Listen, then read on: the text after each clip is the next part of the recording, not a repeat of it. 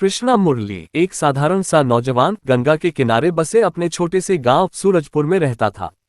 वह एक जिज्ञासु स्वभाव का लड़का था जो हमेशा पुरानी चीजों और रहस्यों की खोज में रहता। एक दिन गांव के बाहर जंगल में बने एक खंडहर मंदिर की खोज के दौरान उसे एक पुरानी चमड़े से बंधी डायरी मिली।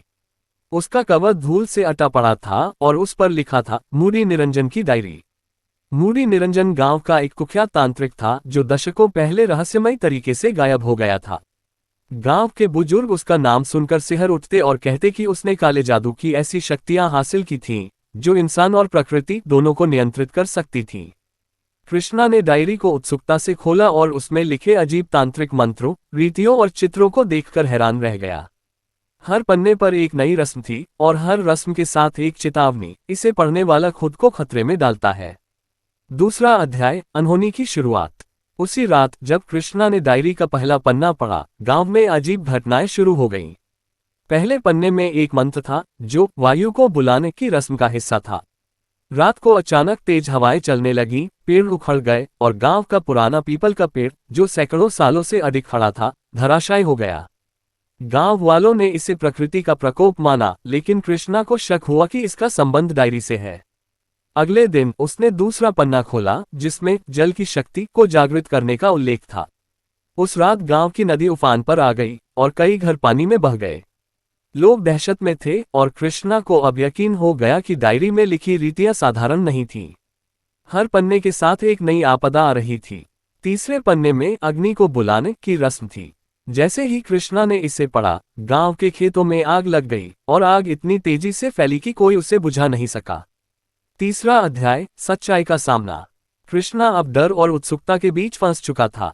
उसने डायरी को बंद करने की कोशिश की, लेकिन हर बार वह अपने आप खुल जाती। गांव के पंडित जी को जब ये बात पता चली तो उन्होंने बताया कि मूडी निरंजन ने अपनी आत्मा को डायरी में कैद कर लिया था।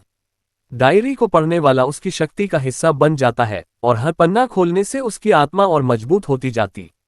पंडित जी ने चेतावनी दी, आखिरी पन्ना पढ़ने से मूडी निरंजन पूरी तरह आजाद हो जाएगा और तब कोई उसे रोक नहीं पाएगा।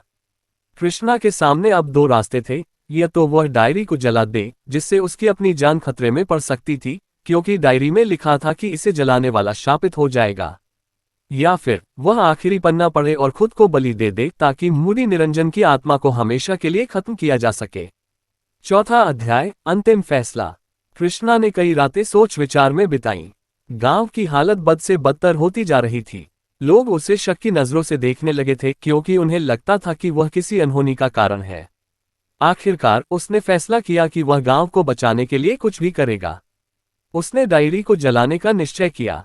एक रात उसने गंगा के किनारे एक हवन कुंड बनाया और डायरी को आग में डाल दिया।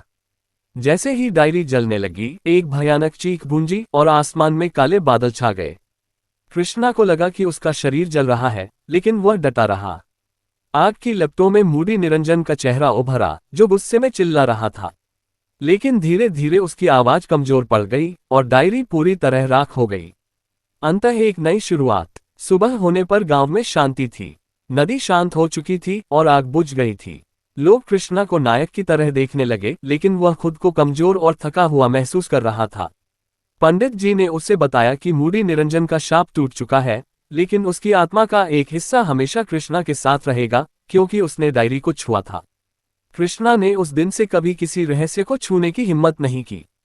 गांव में शांति तो लौट आए, लेकिन हर रात जब वह सोने की कोशिश करता उसे लगता कि कोई उसे पुकार रहा है, शायद मूडी निरंजन की आत्मा जो अब भी कहीं न कहीं उसका इंतजार कर रही थी।